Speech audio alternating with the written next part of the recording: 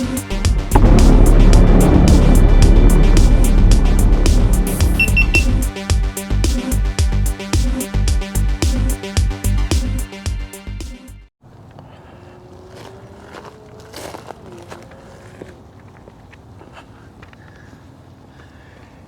everybody, welcome back. It's Joey again. You're watching Vegas D-Tech. Got another good one for you guys. And first of all, I just want to say, man, sorry it's been a minute since I was able to get back and start making reports again for you. But with all the stuff that's been going on with Park Services and the filming at the lake, I had to like kind of do my homework here about what I can do with filming legally. But anyways, let's go ahead and figure out what are we talking about today. This report is going to be concerning the National Parks newsletter. They have just issued a 12-page action plan concept to the people that have boating, people that are interested in boating or have boats at the marina, the future, the viability of them supporting the boat ramps. How long are they going to be extending them for? Are they going to be closing them down at any time? And the future of the marina. They have just met this past week here. They've met in Arizona and in Boulder City with the public, and they're trying to basically lay out to them within the next 12 to 24 months what they anticipate the water levels are going to be and what their action plans are going to be moving forward. Are they going to maintain the marinas? Are they going to maintain the ramps? And what the public feels, trying to gather their opinions and see if they can come to an amicable, resolution and a decision as to what's going to be done. So anyways, guys, we're going to go ahead and get into the weekly water report to start, and then we'll get right back to that report. All right, guys, so as we sit here at 2 o'clock this afternoon on December 14th, the water level at Lake Mead is 1,043.53 feet. Now, so far in December, the water levels have been slowly coming back up. It looks like we have notoriously been known for releasing water right after the water year begins, which is October. So all of November, they let the water go out and the levels drop, and it looks like December, they're building it right back up again. Now, if we take a look over here at the flows have been double-digit teens coming in this month and single-digit teens going out. That's the reverse of what we saw last month, where we were getting single-digit teen flows in and double digits going out. The only one thing that I see here is that just yesterday we had a 6,000 cubic feet per second flow in, which is odd because we've been seeing double that, except for yesterday. For whatever reason, yesterday we had 6,600 cubic feet in with the 9,940 out, and that's the only day that we actually seen a negative drop. Okay, so if we take a look at here at the difference change here, everything you see here is in the green. Okay, all last month we were showing everything in the red, and for the past 14 days so forth, you could see here everything in the green, except for yesterday you had that 0.1 inch difference. But then again, that's because of that 6,000 flow in and 12,000 flow out. That was the only day that we actually saw a negative. Everything else seems to be in the positive, and that is the flow report for this week. All right, so in this newsletter that they just released here, they had a low water access plan. Their concepts as to what the Park Services may do as the water levels go down. They have to have some type of an action plan, and they've laid out currently what they're doing and the possibility all the way up to the removal of infrastructure as the water goes down. Now, they're having a meeting here. Now, December 6th, they met with the public in Meadview, Arizona. And then on December 7th, they met in Boulder City with the public again. And then they also, on the 8th, they went to Kingman and they met up with the public in Kingman. And today, they're having the last meeting, which is a virtual meeting. So if you guys couldn't physically show up to one of these meetings, you can actually get online. If you download the PDF, at the bottom there's going to be a link down there that you can click on, or just type in Las Vegas National Park Services newsletter, and you're going to get that actual 12-page report. You can read it for yourself and see exactly what the action plans are as they have them laid out. So presently, guys, there are 5 marinas, what they call them boat ramps, okay? boat ramps or boat launches. What it is, it's the 5 marinas.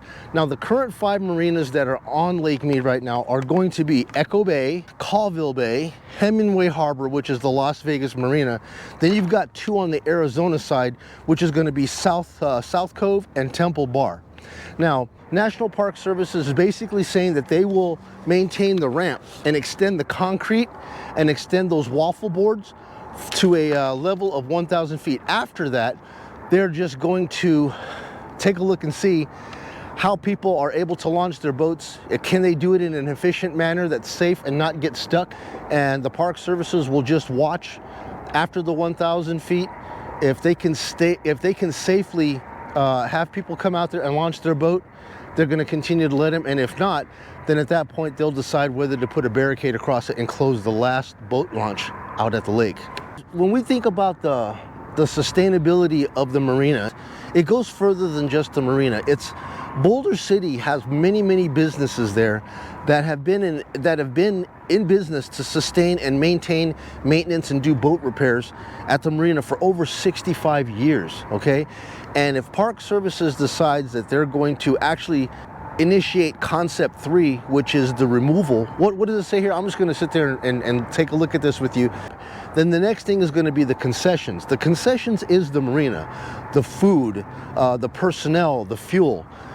If it gets down to that point, they will close down the concessions of the marina, which means that you're not going to the people that live out there are actual people in that marina that live at the marina on their boats.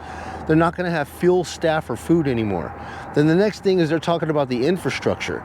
As the water levels go down and as funding permits, they're going to go ahead and start removing the infrastructure. So many of the businesses in Boulder City, some businesses feel that the Park Services really don't care too much about boating on the lake, and they claim that they haven't done anything so far to really help the whole boating community out there. And we're down to just 1 launch right now, and they honestly feel that Park Services don't really care too much about having boat access or boat recreation on the water. Lake Mead boaters are facing a parched future amid the shrinking water levels. So Colville's not even used, Colville's not used at all. even though it's workable. It's workable, absolutely. Yep. Last month, the National Park Service newsletter announced an environmental assessment and the option of removing boat launch ramps at 5 locations: Hemingway Harbor, Echo Bay, Colville Bay, Temple Bar, and South Cove. It doesn't seem like they really want to be in recreational boating on Lake Mead. Past few years, they haven't really done anything for boating. They've closed down Boulder Harbor a while back. If it goes any further, they take any more away, they phase out launching or recreational boating on the lake, there's a lot of companies that will go under. A public hearing on 3 options for boat ramps is set for Wednesday from noon to 2 p.m. in Boulder City. As the water level continues to drop here at Lake Mead, the National Park Service is looking at what the future of recreation will look like on the lake.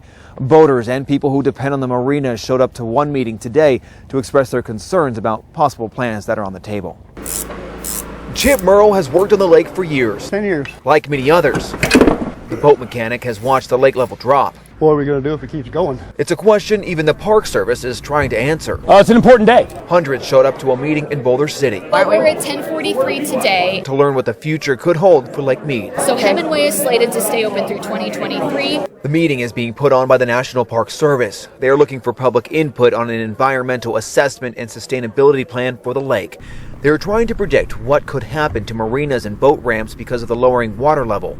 Justin Pattinson from the National Park Service says the 3 concepts on the table could impact concessions and boat ramps at 5 marinas, including Colville Bay, Hemingway Harbor, Temple Bar, Echo Bay, and South Cove.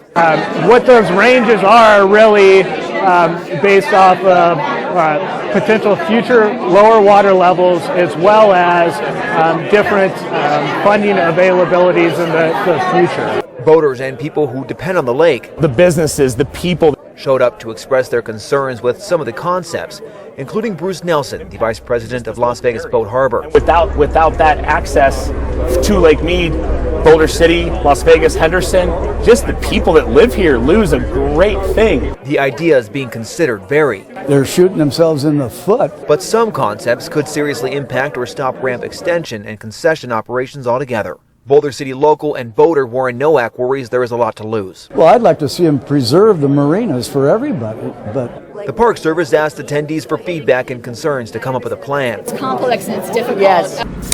Meanwhile, people who depend on the lake fear what could happen to recreation on a lake continuing to recede thanks to a historic drought. The National Park Service says they will take public comment on the plans through December 23rd. They don't expect to have a plan finalized until spring of next year. Reporting at Lake Mead, I'm Joe Mueller.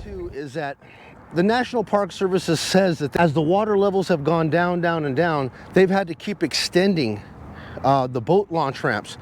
And they've claimed that to date they've spent over $50 million extending these boat ramps and launches. And the public basically says that if it was left to commercial or private parties, they could do that for way, way less. And that maybe the government should just step out of it and allow the boat ramps to be maintained and serviced by private parties, because they could do it much better and they could do it for much cheaper. Now, while that sounds like a cool idea, there are some customers and businesses out there that says that they don't think that that's a good idea. And the main problem that they have with it is that they feel that they already paid $25 to come into the lake to the National Park Services. And if private entities are going to be able to come in and maintain the boat launch ramps, they're probably going to also maintain the parking lot, right? And they're going to charge some type of an attendant to, if you're going to park here, you're going to have to pay a fee to park your car. And then if you go to the boat launch ramps, you're going to have to pay a fee to go to launch your boat. So $25 to get into the lake, some money to park your vehicle, some more money to launch your boat. And they say it's just going to get out of hand with people just charging fees. And they just don't like the idea of private parties maintaining the boat launches. Now, I live at Temple Bar Marina in Arizona. Lake Mead is a part of Lisa Duncan's life. We love Temple Bar and we don't want to see it go away. As the water level keeps dropping, she is keeping an eye on what may come next as a result. I'm excited that the park is having these meetings. The future of Lake Marina operations and boat access is up for discussion. The Lake Mead National Recreation Area is looking for public input on an environmental assessment and sustainability plan for the lake in 2023. The Park Service will host the meetings next week to discuss a number of dire water level problems, including the possibility of restricting water access for these 5 marinas: Colville Bay, Hemingway Harbor, Temple Bar, Echo Bay, and South Cove. If you own a boat, I'd show up. The Park Service has ideas on the table. Some options could impact or stop ramp extensions and concession operations altogether. Chad Taylor is from Lake Mead and Mojave Adventures. He thinks there are other solutions that could keep recreation afloat. This is a man-made problem and there's a man-made solution. So I feel that it's about time that everybody's screaming loud enough that they're about to get together and the solutions are going to start to flow. The meetings are set for Boulder City, Nevada, and also Kingman and Meadview, Arizona. A virtual meeting is also set for December 14th. That kind of started to scare us. Duncan says the ramp closure at Temple Bar happened back in 2021, and Hemingway Harbor has been the only ramp in use this past season. She hopes more closures aren't in store. We want to be able to still go there and recreate and enjoy our summers on the lake. The first public meeting is set for Tuesday from 5 to 7 at the Meadview, Arizona Civic Association building. Wednesday's meeting is in Boulder City and Thursday's is in Kingman, Arizona. We have the National Park Service's proposed concepts as well as the dates and times of those meetings up on our website. Just head over to ktnv.com.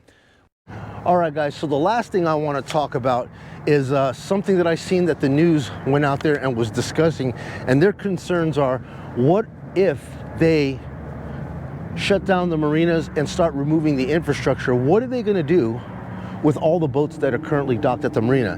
Right now, LakeMeadAccess.org, I believe it is, has a report out there that shows that there are over 2,000 vessels that are currently docked at all the marinas on the lake. Okay, so 2,000 boats.